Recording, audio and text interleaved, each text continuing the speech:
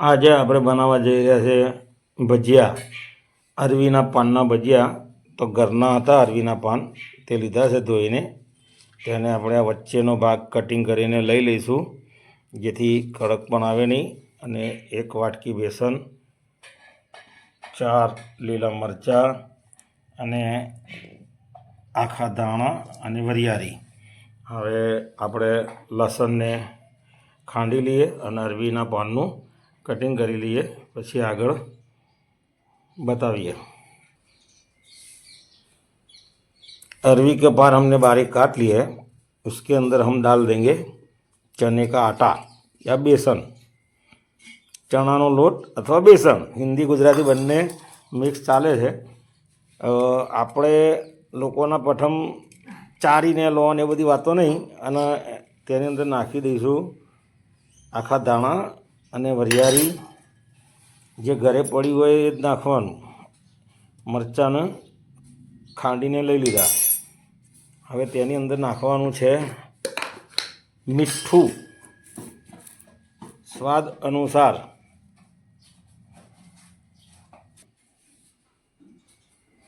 હવે તેની અંદર થોડીક ખાંડ, અને જેના અંદર મરચાં ખાંડ્યા હતા તેની અંદર થોડુંક પાણી લઈને રેડી લીધું. હવે જરૂરિયાત મુજબ પાણી. આની અંદર ખાસ ટેકનિક, જે ભજીયાનો લોટ આપણે બનાવીએ તેની થિકનેસ, તેની કન્સિસ્ટન્સી.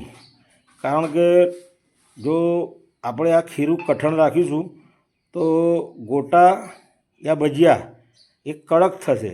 તેને જોઈતા પ્રમાણમાં પાણી રેડવું.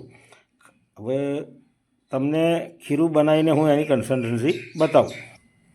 તમે જોઈ શકો છો કે આપણે ખીરાને કેટલું ઢીલું રાખ્યું છે.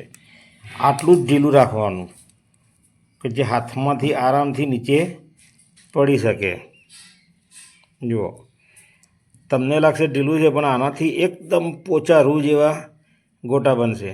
તમે જુઓ આગળ આપણે કેવી રીતે બનાવીએ છીએ. હવે તેલ ગરમ કરવા મૂકી દઈએ, ત્યાં સુધી ખીરું 5 મિનિટ સુધી સેટ થાય. કારણ કે આપણે તેની જે ખાંડ નાખી છે તે પણ ઓગળશે. તો ચલો તેલ મૂકી દઈએ. હવે આપણે તૈયાર ખીરામાં 1 પિંચ, એક થોડોક ખાવાનો સોડા નાખી દઈએ અને તેને એકદમ સરસ રીતે મિક્સ કરી લઈએ. સોડા નાખીને મિક્સ કરી લીધું. અને ખીરાની કન્સિસ્ટન્સી હજુ જોઈ લો, એકદમ પાતળી, અને તેલ પણ આપણું ગરમ થઈ ગયું છે. તો હવે આપણે પાડીએ ભજીયા. એટલે મૂગ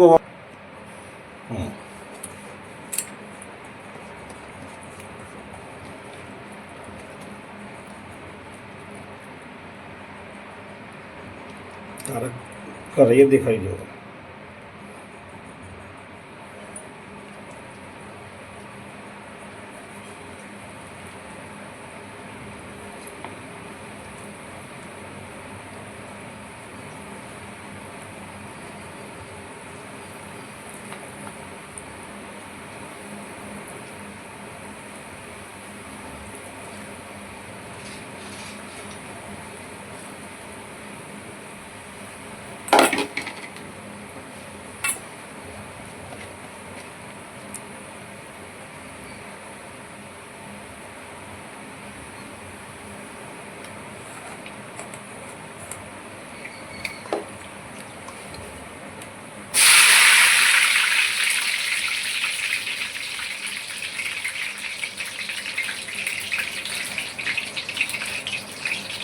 बोला तारी आगे कर देंगे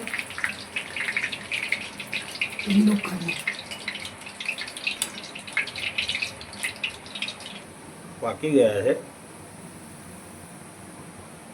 હવે તેને આપણે એક વાસણમાં કાઢી લઈએ.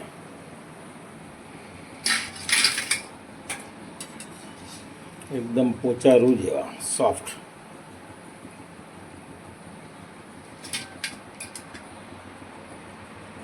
અને હવે બીજું બચેલા પણ પડી ગયું. દોસ્તો ભજીયા બનીને રેડી થઈ ગયા છે, એકદમ ઓછા રૂ જેવા મુલાયમ. હવે તમે એને તોડીને જોઈ શકો છો. હવે એ છે ને એકદમ પોચા રૂ જેવા ભજીયા રેડી. તમે જોઈ જુઓ છો કેવા છે, એકદમ પોચા રૂ જેવા, એની અંદર જારી અને ખાવામાં એકદમ સ્વાદિષ્ટ.